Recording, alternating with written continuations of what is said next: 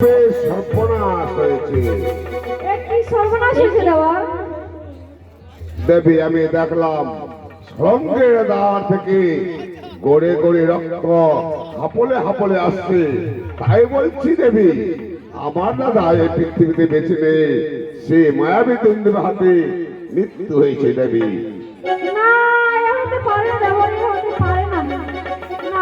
আমি বিশ্বাস করি না, আমি বিশ্বাস করি না দেবর। তোমার দাদাকে মায়ের জন্য অপমান করতে পারে না দেবর।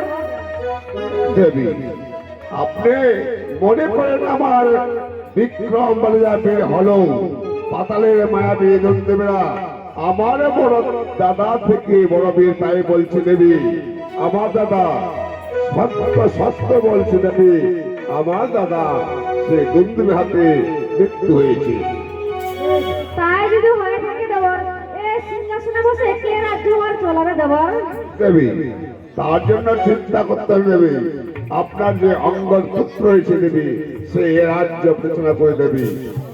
না, সে তো বয়সে বালক, ও কি করে রাজ্যভার চালাবে দেবর? এই সিংহাসনে যদি রাজ্য ভার চালাতে হয় তাহলে তোমাকেই বসতে হবে দেবর। দেবী, আমি কিষ্কিন্ধা রাজ্য পরিচালনা করতে পারবো না, কারণ এই কিষ্কিন্ধা রাজ্য পরিচালনা করলে আমার পর্যায়ে কেউ আমার রাজত্ব বলে স্বীকার করবে না। সুতরাং আমার মা ভাই ভক্তরা কেউ আমার নামে অনুমতি দেবে না। তার জন্য বলছি আমি কিষ্কিন্ধা রাজ্য পরিচালনা করতে পারি না। কেউ যদি তোমার নামে জয়ধ্বনি না দেয় তাহলে আমি তোমার নামে জয়ধ্বনি দেবো দেবর। বেশ, আপনি যদি অনুগ্রহ করো তাহলে আমি এই কিষ্কিন্ধার আসন গ্রহণ করতে পারি। তাই আসন গ্রহণ করো।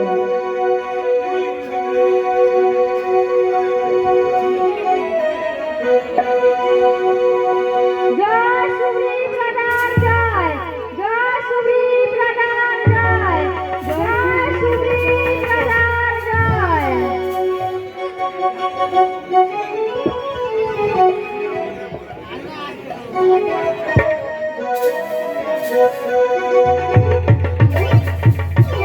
ভাই সুগ্রীব, ভাই সুগ্রীব, আমি তোমার দাদা বালিরাজ ওই পাতালে প্রবেশ করে মায়াবী রাক্ষসকে মৃত্যু দিয়ে জয়ী হয়ে ফিরে এসেছি। তুই আমার সুরঙ্গ পথ খুলে দে ভাই, তুই আমার সুরঙ্গ পথ খুলে দে।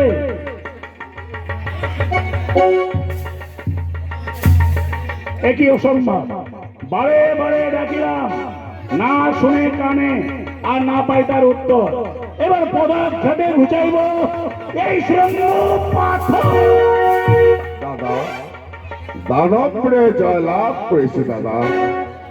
হ্যাঁ ভাই সুগ্রীব, আমি পাতালে প্রবেশ করে মায়াবী রাক্ষসকে মৃত্যু দিয়ে জয়ী হয়ে ফিরে এসেছি।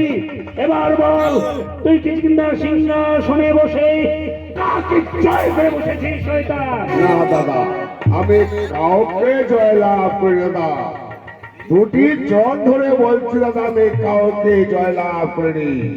আমার না ছিল আচ্ছা হয়ে যাবে রাজা, মন্ত্রী গণে গণে পালে মানে প্রজা, বহু বিরতি করলে বিস্তৃত হাত সেবক হইয়া থাকে দাদা, ক্ষমা করে পড়া। শয়তান, তুই হয়তো মনে ভেবেছিস আমি পাতালে প্রবেশ করেছি আর হয়তো কোনোদিন আমি এই মর্তের বুকে আসতে পারবো না। সেই সুযোগে সুরঙ্গ পথ তুই বন্ধ করে দিয়ে কিষ্কিন্ধার সিংহাসনে বসে কিষ্কিন্ধার রাজ্য জয় করেছিস শয়তান। বেশ, যা ভুল করেছিস, এই ভুলের শাস্তি একমাত্র চির নির্বাসন। তাই বিলম্ব না করে এই মুহূর্তে আমার এই রাজ্য থেকে বের হয়ে যাও শয়তান। দাদা, কেন বলো যাইতে যেখানে সেখানে পিতৃ সত্য ভাগ নেব অর্ধেক করে। দাদা, অর্ধেক রাজ্য দিয়ে আমায় মন খানা প্রফুল্ল করে দাও দাদা। বললে অর্ধেক রাজ্য নেবে? তুমি জানো না জ্যৈষ্ঠ ভাই থাকিতে কনিষ্ঠরা কোনদিন রাজ্যের এবং পিতার পিণ্ডের অধিকার হতে পারে না। তাই আমি তোমাকে কিছুতেই রাজ্য দেবো না।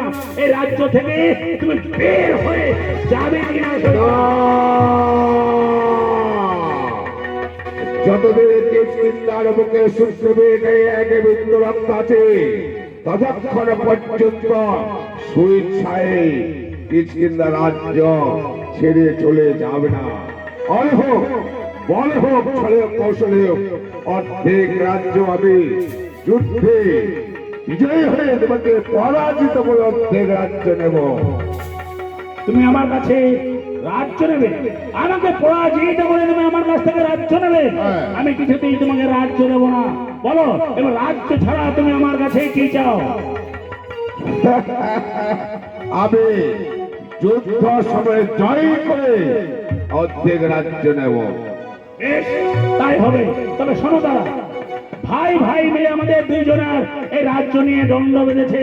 এই দণ্ডের মধ্যে তুমি এখানে থেকো না, এই মুহূর্তে তুমি অন্তপুরে গমন করো।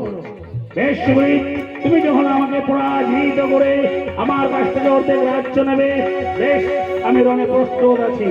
জয় জয় বালি রাজা, জয় জয় রাজার জয়।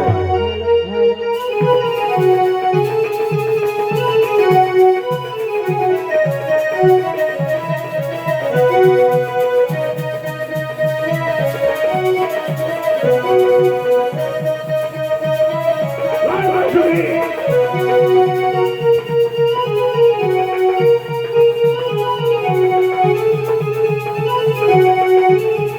পায়রা জয় জয় সুবীর। পায়রা জয় জয় পায়রা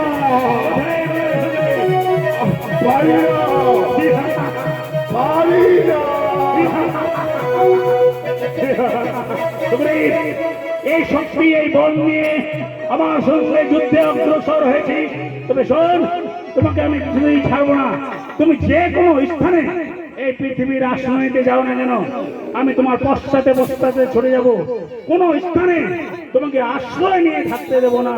আমি চললাম তোমার পশ্চাতে পশ্চাতে। জয় বালি রাজার জয়, জয় বালি রাজার। কোথায় থাকি চতুর্দিকে বলে গর্জনে গর্জন, নিশিপ পক্ষতে আমি করিলাম গমন।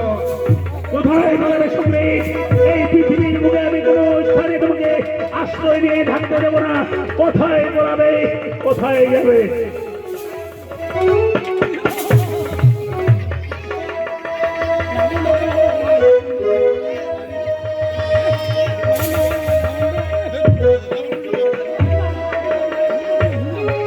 এগিয়ে সুগ্রীব, শেষ পর্যন্ত ওই ঋষঙ্গ পর্বতের চূড়ায় প্রবেশ করেছিস। তবে শোন, হিম্মত যদি থাকে ওই পাহাড়ের নিচে নেমে আয়। দেখি কত শক্তি অর্জন করেছিস এই বাহুতে। বিক্রম রাজা, মেয়ে আচল থেকে কথা বললে হবে না। হিম্মত থাকলে আয়, নিশিপ পর্বতে আয় আয়। চুপ কর!